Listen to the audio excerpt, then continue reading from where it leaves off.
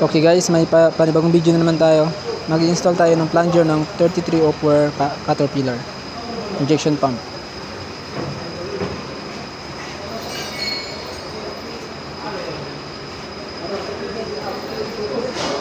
Yun, sentrong-sentro.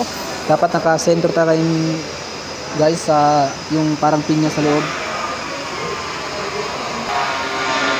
Okay, install natin yung pangalawang plunger nya. Dapat dahan-dahan talaga yung pasok sa loob at hindi magalaw yung kamay mo. Ayun, hindi tumama mga guys. Pasok niya ulit. Dapat naka-center talaga eh. Ayun. Pasok talaga. Walang mintis. Yun, doon na tayo sa pangatlong plunger na. Dahan-dahan lang yung pagpasok kasi baka mabali yung pinya sa loob. Yun, pasok na ulit. Tatlo. Ikutin natin para malaman natin kung bababa ba yung plunger niya sa baba. Yun. 24.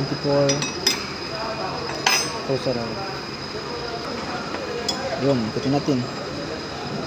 Tingnan guys kung bababa ba yung plunger na. Ayun, tumaas. Oh, ayun. Ibig sabihin, tumama.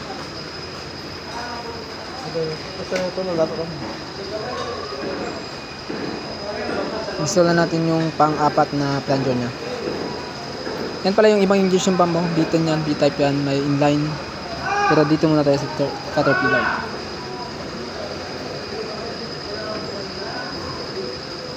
Yun, dito mama. Tigas eh. Next video natin guys, ito naman guys, B10. Yan, nilinisan namin. Madumi talaga. Ika-calibrate din namin yan. Tumama guys. Yun, matigas talaga eh. Dapat naka-center talaga eh. Kasi magwa-wild yung makina natin pag hindi nakatama sa yung groove nya.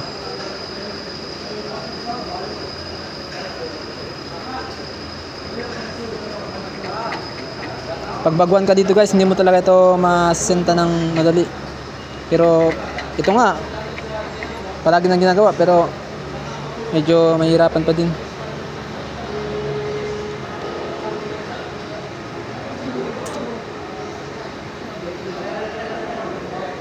Dapat dahan-dahan tayo nilalagay eh. Yung kamay mo hindi nanginginig. Dapat yun. Yun guys, install na lahat ng plunger. Klaro. So yun guys, kunin natin yung o-ring nya dito para ilagay natin dyan sa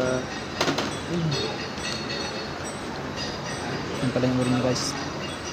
Yun, isa. Order rin sa oras ito. Tap, di siya tabaw nga sa katabi. Ay, kilo. Bushing. Yan. Otong control. Ito pala yung bushing nya guys. Dito man, isa mo ka.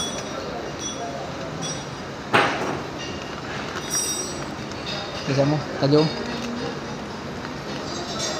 Kasi.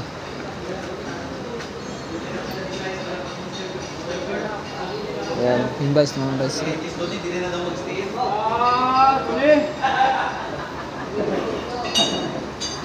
Kalaunan pa to. Awal asun si James asun si.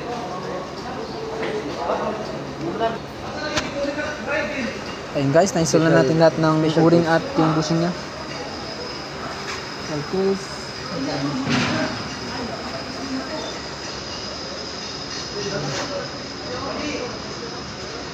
Ito pala yung special tools nya guys.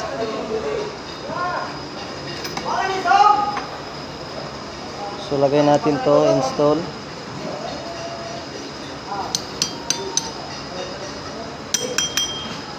Tapos Tulak pababa. tutulak natin pababa para hindi masira yung o-ring.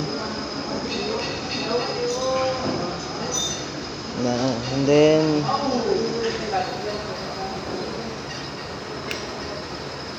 second, ganun pa rin. Same process din guys. Same process. Para hindi masira yung o-ring, kailangan natin Para pag may encounter kayo ganitong injection pump, alam niyo na guys kung paano gawin. May idea na kayo. Encounter balik.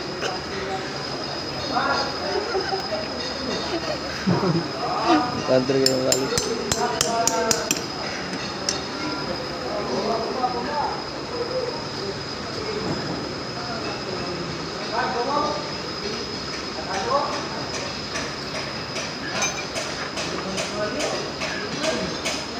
Tapos ito. Mayroon yan matigas guys kasi nakatap yung plunger natin. Kaya ayan, medyo matigas siya. Itong dalawa, parang nakatap tong dalawa eh.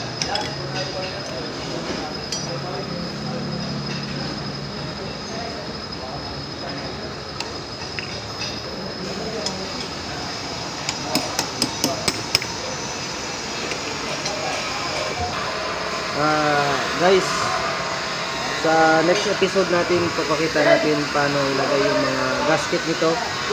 So, subscribe and follow para makita nyo kung saan ito ginagamit lahat ng mga o-ring sa itong gasket. See you guys, salamat.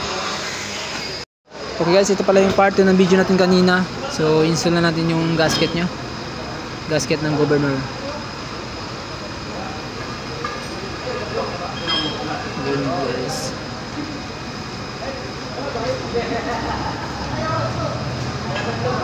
Yan, tama. Pasok. So, lalagyan pa natin yan ng silicone.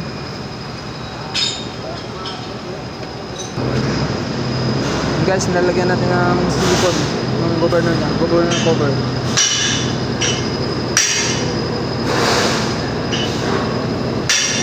Para hindi basta-basta matanggal yung gasket natin. Ito guys. Didikit na natin sa governor cover.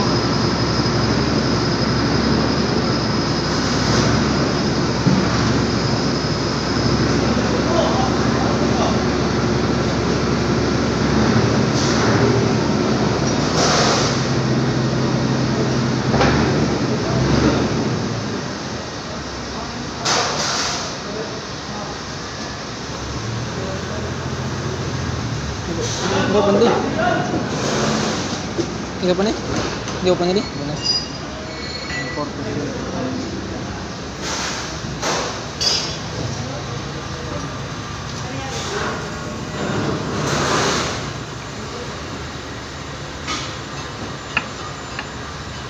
Pwede kong local bolt kasi yung porta mo. Pwede mo natin. Porta lang. Hindi ko pandi. Kaya todo. Bilog naman ito eh.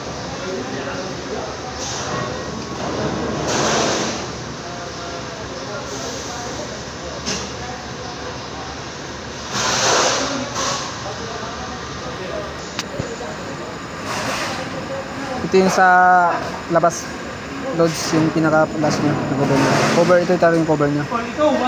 Lagyan dito natin ng silicone para dumikit yung gasket nya.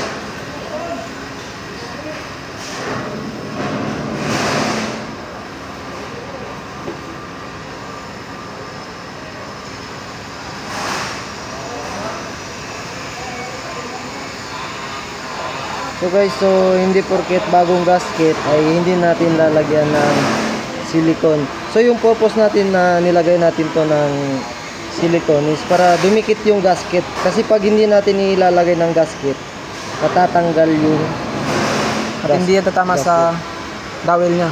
Nasisira yung gasket natin.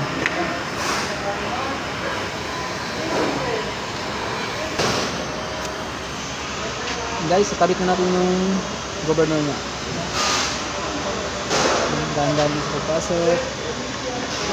Ano yung spring guys?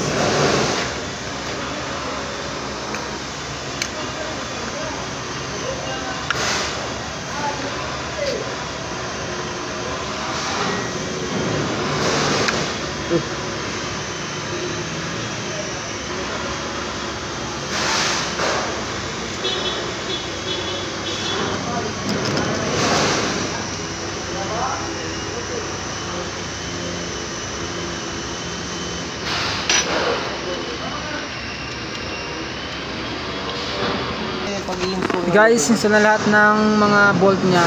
So, higpatan natin guys. Ganun lang po kasimple i-install yung governor natin. Ito lang yun guys, ano lang. Yan, pinututok-tutok lang yan.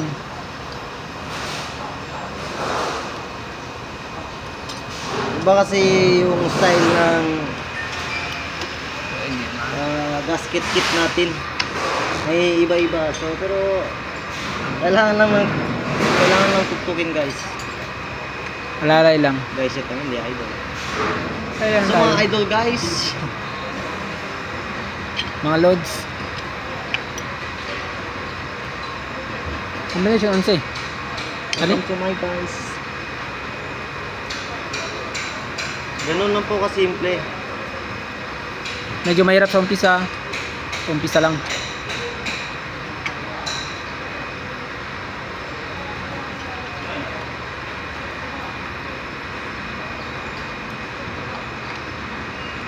Ito yung mahirap lang sa umpisa.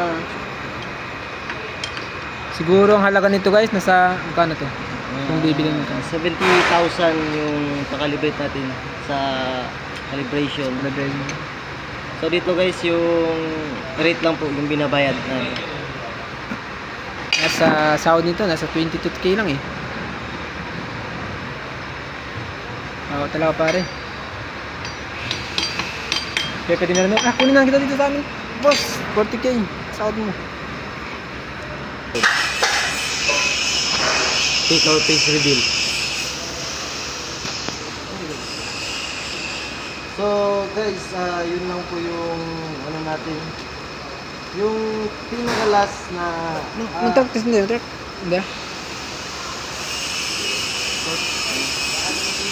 Hindi ko na po na ipakita sa inyo. So, lapit ko mo. Ito po, tinor ko na po to ng 100 lang po. Hindi ko na naipakita sa video.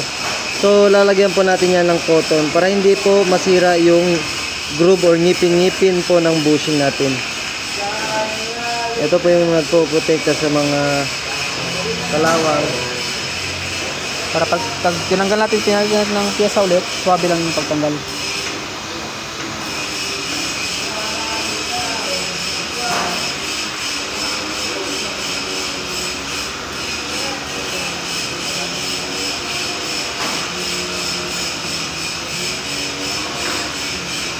So, ito na po yung final. Ang mga mukha ng mga calibrator nga para i-reveal natin. So, hello guys. Saka ipakita ko din po sa inyo yung mukha ng cameraman natin. Assistant calibrator.